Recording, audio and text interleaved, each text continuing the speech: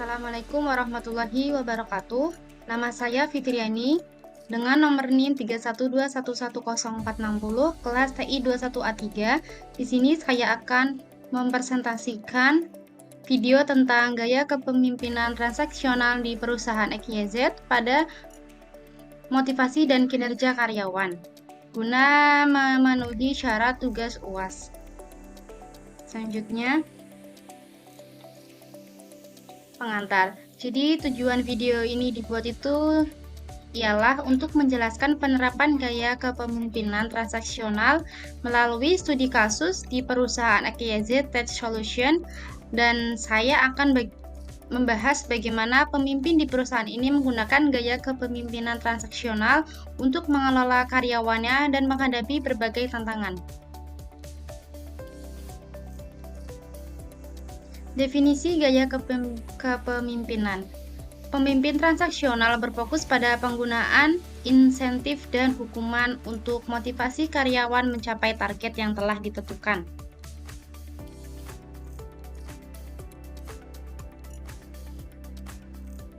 Untuk deskripsi kasus tersendiri yaitu latar belakang organisasi XYZ Tech Solution adalah perusahaan teknologi yang bergerak di bidang pengembangan perangkat lunak dan layanan IT.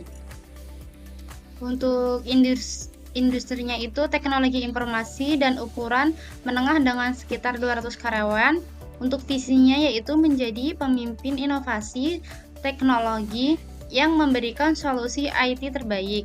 Untuk misinya, meningkatkan efisiensi dan produktivitas klien melalui produk dan layanan inovatif. Untuk nilai-nilainya tersendiri itu yaitu inovasi, kualitas, dan kepuasan pelanggan. Beberapa masalah yang dihadapi. Jadi, perusahaan ini mengalami penurunan produktivitas dan kualitas produk, karyawan kurang termotivasi dan sering melewatkan tenggat waktu proyek.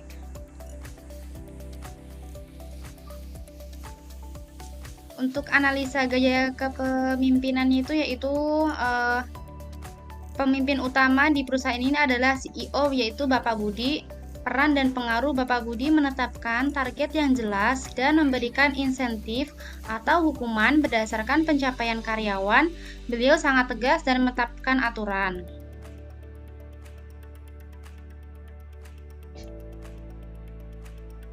Komponen-komponen gaya kepemimpinan transaksional.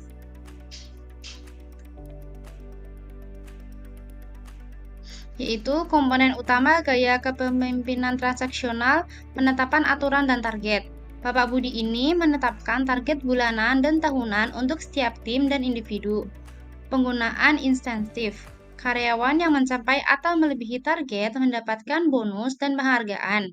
Penggunaan hukuman. Jadi karyawan ini yang tidak mencapai target dikenai sanksi atau seperti peringatan tertulis atau pengurangan bonus.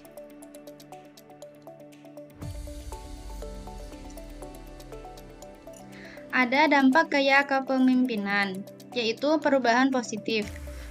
Perubahan positif ini yaitu penerapan gaya kepemimpinan transaksional oleh Bapak Budi meningkatkan produktivitas dan kualitas produk dalam jangka pendek. Jadi Bapak ini tuh menghasilkan peningkatan penjualan dalam jangka pendekatan dan meningkatkan motivasi karyawan termotivasi oleh bonus.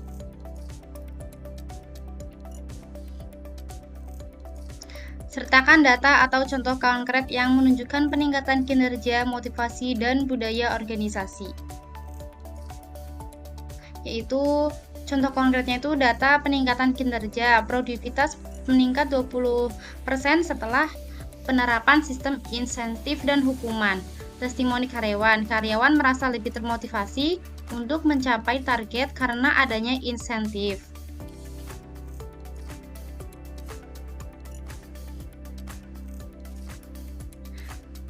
Slide selanjutnya ada menghadapi beberapa tantangan dalam gaya kepemimpinan transaksional, yaitu motivasi yang bersifat sementara. Jadi karyawan tuh merasa tertekan dan tidak ada perkembangan pribadi yang signifikan.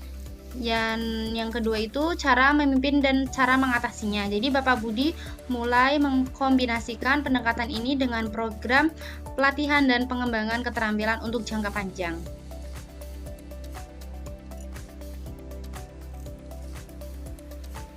Solusi dan rekomendasi.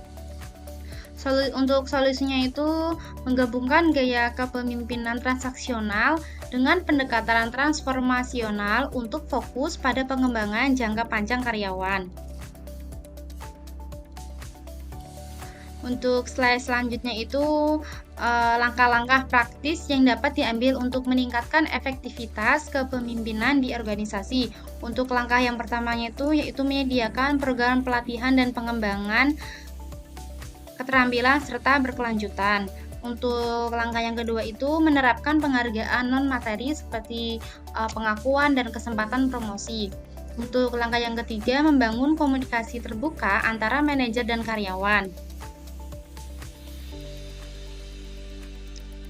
Untuk kesimpulan dan poin-poin penting yaitu dalam studi kasus XYZ ini kita telah melihat bagaimana gaya kepemimpinan transaksional yang diterapkan oleh CEO Bapak Budi untuk mengelola karyawan dan meningkatkan produktivitas serta kualitas produk. Ini ada referensinya.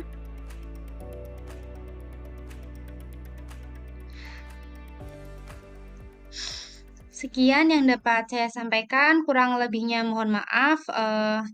Terima kasih telah menyaksikan video ini. Semoga bermanfaat dan memberikan wawasan baru tentang gaya kepemimpinan transaksional.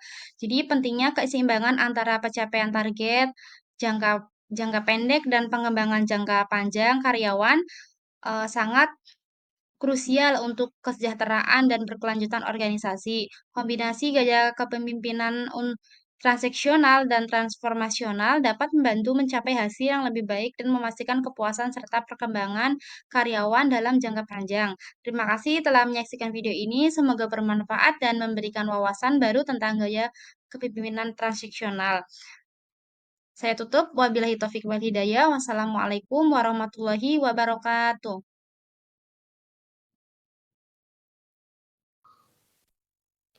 Hai teman-teman, saya Steve Jatmiko dan hari ini saya akan membahas sedikit tentang transactional leadership.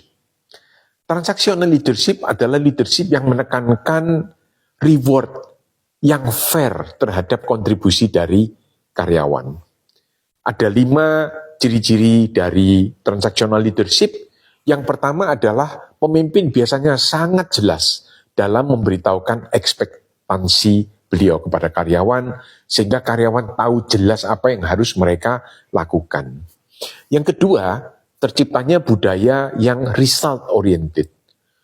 Karena ekspektasi itu sangat jelas tadi, maka karyawan tahu jelas apa yang harus mereka lakukan, dan biasanya mereka akan mencari teman-teman yang lain untuk bersama-sama membentuk tim untuk mencapai result itu.